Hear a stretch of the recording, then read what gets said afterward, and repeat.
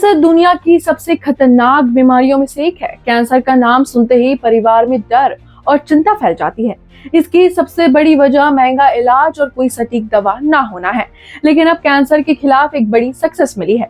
जी हाँ, कैंसर मरीजों की जान बचाने के लिए एक वैक्सीन बनाई गई है और ये काम रूस ने किया है। रिपोर्ट के मुताबिक रूस ने कैंसर की वैक्सीन बना ली है और सबसे खास बात यह है कि रूस अपने देश में मरीजों को ये वैक्सीन मुफ्त में देगा।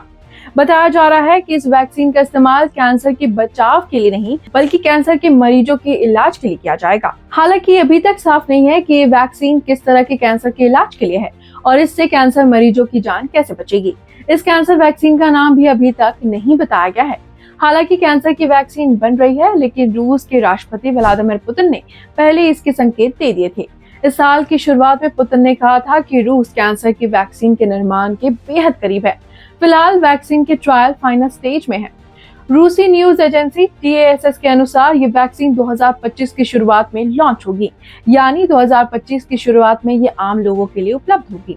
रूस के मिनिस्टर ऑफ हेल्थ के रेडियोलॉजी मेडिकल रिसर्च सेंटर के डायरेक्टर एंड्री कैप्रिन ने कहा कि रूस ने कैंसर के खिलाफ अपनी खुद की mRNA वैक्सीन डेवलप की है, जिसे मरीजों को मुफ्त में दिया जाएगा।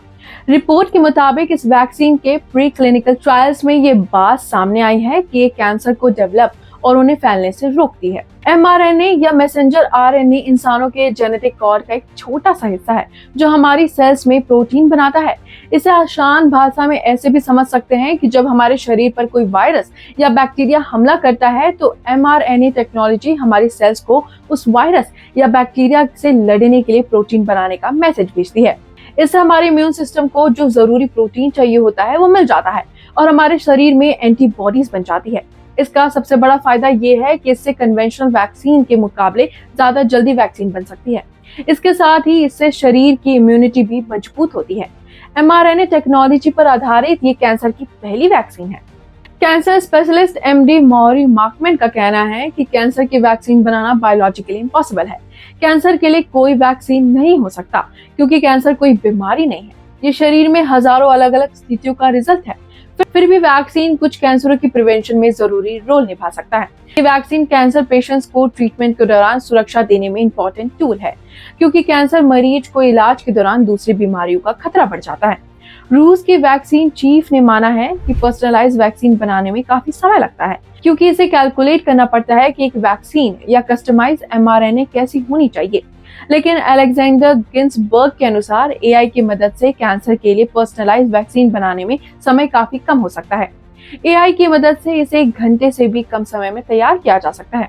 इसके लिए मैट्रिक्स मेथड का यूज किया जाता है और इसे न्यूरल नेटवर्क कंप्यूटिंग से किया जाएगा, जिसमें लगभग आधे घंटे से 1 घंटे का समय लगेगा। कैंसर वैक्सीन की खास बात यह है कि ये कभी कैंसर होने से पहले नहीं दी जाती है, बल्कि उन लोगों को दी जाती है जिन्हें कैंसर ट्यूमर है।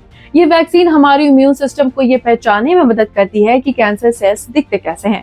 अब सवाल ये है कि अगर ये वैक्सीन सफल हो जाती है तो ये दुनिया के दूसरे देशों में कब तक आएगी और खासकर भारत में कब आएगी, क्योंकि Indian council of medical research यानी कि ICMR का कहना है कि 5 साल में इंडिया में 12% की रेट से कैंसर मरीज बढ़ेंगे।